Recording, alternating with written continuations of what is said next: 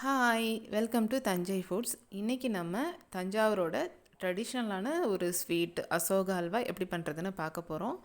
இதோட இன்க்ரீடியன்ட்ஸ்லாம் செக் பண்ணிக்கோங்க. இப்போ எப்படி பண்ணுறது அப்படின்னு பார்க்கலாம். இப்போ ஒரு குக்கர் எடுத்திருக்கேன். குக்கரில் 1 கப் அளவுக்கு பாசிப்பருப்பு சேர்த்துட்டு செவர விடாமல் அதோட அரோமா வர அளவுக்கு வறுத்துட்டு நீங்கள் இதை வாஷ் பண்ணிக்கோங்க. செவர விடக்கூடாது, நல்லா கவனிச்சுக்கோங்க. லைட்டாக வறுக்கணும். பருப்பில் சூடும் ஏறி இருக்கணும், ஆனால் செவந்துடவும் கூடாது. இப்போ இதை வாஷ் பண்ணிவிட்டு இது கூட 2.5 கப் தண்ணி சேர்த்துக்கோங்க. 1 கப் பாசிப்பருப்புக்கு 2.5 கப் தண்ணி சேர்த்து 2 விசில் நல்லா ஹையில் வச்சு விட்டுக்கோங்க.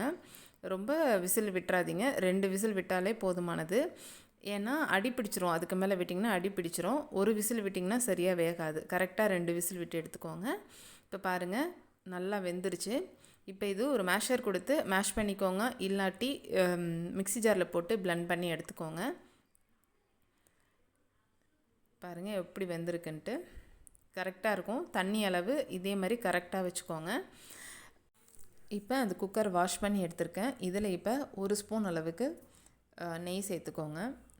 நெய் சேர்த்துட்டு, இல்லைனா நல்லா அடி கனமான பாத்திரம் அது மாதிரி எடுத்துக்கோங்க. நான் இந்த குக்கரை எடுத்திருக்கேன். இப்போ நெய் நல்லா மெல்ட் ஆனதுக்கு பிறகு நம்ம முந்திரி பருப்பு போட்டு வறுத்துக்கோங்க. உங்களுக்கு எவ்வளோ முந்திரி வேணுமோ அந்தளவுக்கு சேர்த்துக்கோங்க. இப்போது முந்திரியெல்லாம் ஃப்ரை ஆகிடுச்சு, எடுத்துக்கோங்க. எடுத்துட்டு இப்போ இதில் இன்னும் கொஞ்சம் நெய் ஆட் பண்ணி கோதுமை மாவு நம்ம வறுக்க போகிறோம். நெய் வந்து ஒரு 3/4 கப் அளவுக்கு உங்களுக்கு தேவைப்படும். ஸோ கொஞ்சம் கொஞ்சமாக சேர்த்து நீங்கள் இந்த அசோகா அல்வா செய்யணும். ஸோ இப்போ நான் 2 ஸ்பூன் அளவுக்கு போட்டிருக்கேன். இது பத்தலைன்னா இன்னும் கூட ஆட் பண்ணுவேன். இப்போ நெய் நல்லா மெல்ட் ஆனதும் 3/4 கப் அளவுக்கு கோதுமை மாவு இதில் சேர்த்துக்கலாம். 1 கப் பாசிப்பருப்புக்கு 3/4 கப் கோதுமை மாவு, 1.5 கப் சுகர், தண்ணி வந்து கரெக்டாக 2.5 கப், இவ்வளோ தான் தேவைப்படும். ரொம்ப ஈஸியாக குவிக்காக நீங்கள் பண்ணிடலாம். நீங்கள் ட்ரை பண்ணி பாருங்கள் எப்படி இருக்குது, எப்படி வந்துச்சு. இதே மெஷர்மெண்ட்டில் ட்ரை பண்ணி பாருங்கள், கரெக்டாக வரும். இப்போ கோதுமை மாவு எல்லாம் சேர்த்துட்டு நல்லா அந்த நெய்யிலே வறுக்கணும். இப்போ பாருங்கள், நெய் பத்தலை, இன்னும் கூட 1 ஸ்பூன் சேர்த்துக்கலாம். இப்போ நெய் நான் சேர்க்க போகிறேன். சேர்த்துட்டு நல்லா நெய்யிலே வறுபடணும் கோதுமை மாவு. இது தஞ்சாவூரோட ஒரு ட்ரெடிஷ்னலான ஒரு ஸ்வீட்டு. கல்யாணம் எந்த சுப நிகழ்ச்சி பண்ணாலும் அசோகா அல்வா இல்லாமல் பண்ண மாட்டாங்க. வாழை இலை போட்டு ஃபஸ்ட்டு அசோகா அல்வா தான் வைப்பாங்க. அந்த அளவுக்கு ஒரு ட்ரெடிஷ்னலான ஸ்வீட் இது. நீங்கள் ட்ரை பண்ணி பாருங்கள். வாயில் வச்சதுமே அப்படியே கரையும், செம்ம டேஸ்ட்டாக வரும். இந்த மெஷர்மெண்ட் யூஸ் பண்ணி நீங்கள் ட்ரை பண்ணி பாருங்கள். இப்போ பிளெண்ட் பண்ணி வச்சுருக்க பாசிப்பருப்பு இது கூட சேர்த்துட்டு கோதுமை மாவும் பாசிப்பருப்பும் நல்லா மிக்ஸ் ஆகிருக்கணும். அந்தளவுக்கு நல்லா மிக்ஸ் பண்ணிக்கோங்க. பாருங்கள், நல்லா இந்த மாதிரி மிக்ஸ் பண்ணுங்கள். மிக்ஸ் பண்ணிவிட்டு இப்போ நம்ம சுகர் சேர்க்க போகிறோம். இப்போ கெட்டியாக இருக்குது இல்லையா, இப்போ நம்ம சுகர் ஆட் பண்ணும்போது இலக்கம் கொடுக்கும்.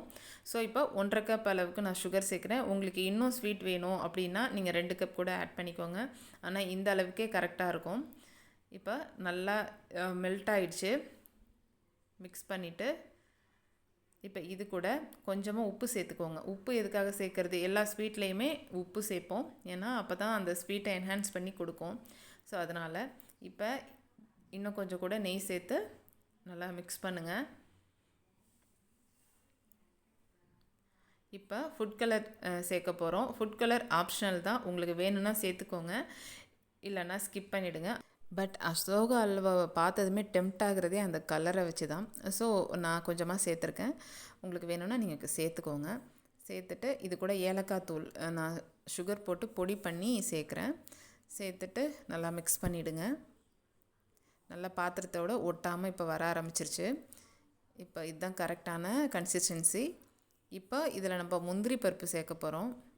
பாருங்கள், எனக்கு மிக்ஸ் பண்ணிகிட்ருக்கிறதுக்கு அவ்வளோ பிடிச்சிருக்கு. ஸோ அதனால தான் மிக்ஸ் பண்ணிக்கிட்டே இருக்கேன். நல்லா ஈக்குவலாக அந்த ஏலக்காய் எல்லாமே சேரணும். இப்போ முந்திரி சேர்த்துக்கலாம். முந்திரி சேர்த்துட்டு நல்லா மிக்ஸ் பண்ணிக்கோங்க. முந்திரியும் எல்லா இடத்துலையும் ஈவனாக இருக்கணும் இல்லையா. பசங்க அப்புறம் சண்டை போடுவாங்க, எனக்கு இல்லை உனக்கு இல்லை அப்படின்னு சொல்லிட்டு. ஸோ அந்த மாதிரி நல்லா மிக்ஸ் பண்ணிவிட்டு இப்போ சர்வ் பண்ணிவிடுங்க. ஹாட்டாக சர்வ் பண்ணுங்கள், ரொம்ப சூப்பராக இருக்கும். நாங்கள் கடையிலேயே அசோகா அல்வா வாங்கினா கூட வீட்டில் வந்து ஹீட் பண்ணி அப்படி சாப்பிடுவோம். ஏன்னா ஹாட்டாக சாப்பிடும்போது ரொம்ப நல்லாயிருக்கும். ட்ரை பண்ணி பாருங்கள். இதே மெஷர்மெண்ட்டோட ட்ரை பண்ணி பார்த்துட்டு எப்படி வந்துச்சு அப்படின்னு சொல்லிட்டு மறக்காமல் கமெண்ட் செக்ஷனில் கமெண்ட் பண்ணுங்கள். தேங்க்ஸ் ஃபார் வாட்சிங்.